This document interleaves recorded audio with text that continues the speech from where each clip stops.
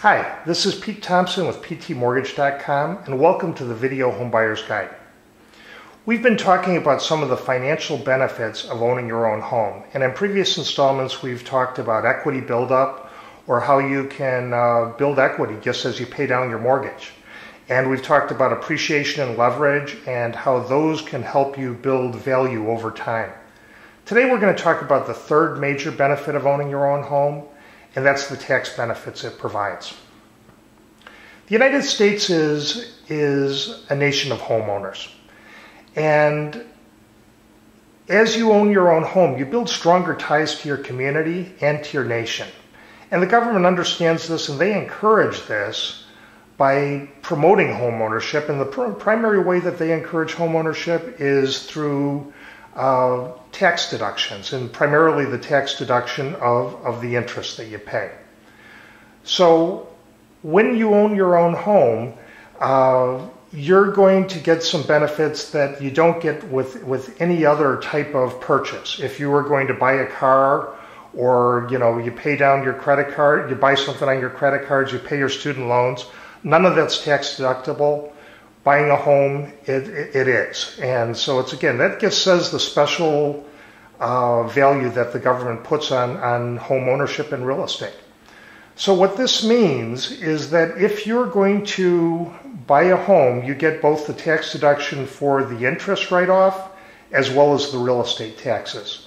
So that means that you can afford a much higher payment if you're going to own a home than the same payment would equal if you were renting. Let me show you how this works. For example, let's say that you're going to buy a $250,000 home, and you're going to buy this with the minimum FHA down payment and amortize it over 30 years with a 5% mortgage. This is how it would look. With the $250,000 purchase price, you're looking at a mortgage of about $241,000 roughly. The payment breaks down to about $1,308 from the principal and interest. That's the mortgage payment. Let's say $450 for taxes, $50 for home insurance, and mortgage insurance, which you'll have as long as you put less than 20% down. In this case would be $182. You add all those together and it comes out to a payment of about $2,000. Of that mortgage payment, again, that's principal and interest, most of that payment in the early years is going to be for interest.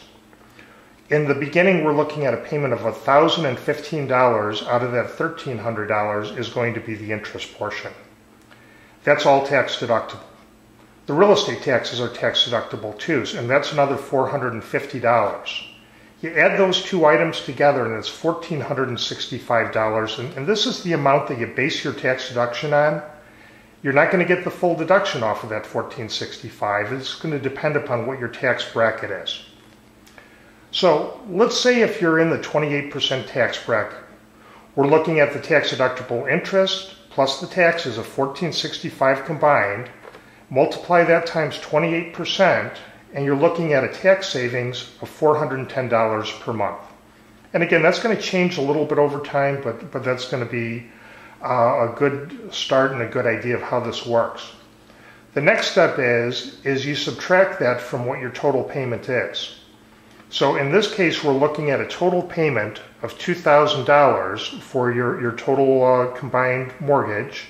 You take out that $410 tax savings. That gives you an after-tax real payment of about $1,590. So in other words, a mortgage payment of $2,000 is going to be equivalent to a rental payment of about $1,600. And that's a great advantage and a good reason for being able to afford more than you think you might be able to. One thing to keep in mind is that if you were going to just buy this and not do anything, you're not going to get that. You're still going to be paying the $2,000 every month. But if you want it, how it would normally work is at the end of the year, you would then get you'd file your taxes, you'd get a bigger tax refund based on owning the home.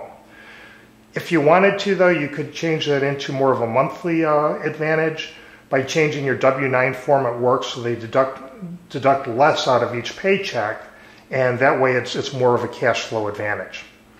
So again, tax advantages are a great reason for owning real estate, and when you combine with all the other reasons, it's homeownership that makes a whole lot of financial sense. In future installments, we're going to talk about qualifying for a mortgage, what's involved, what we look at, so please stay tuned. Again, this is Pete Thompson with ptmortgage.com. This is the Video Home Buyer's Guide. If you have any questions, give us a call. If you want information on mortgages, on real estate, and what's happening for first-time home buyers, stop by the blog. And remember, you can count on us to get the job done right. Thank you.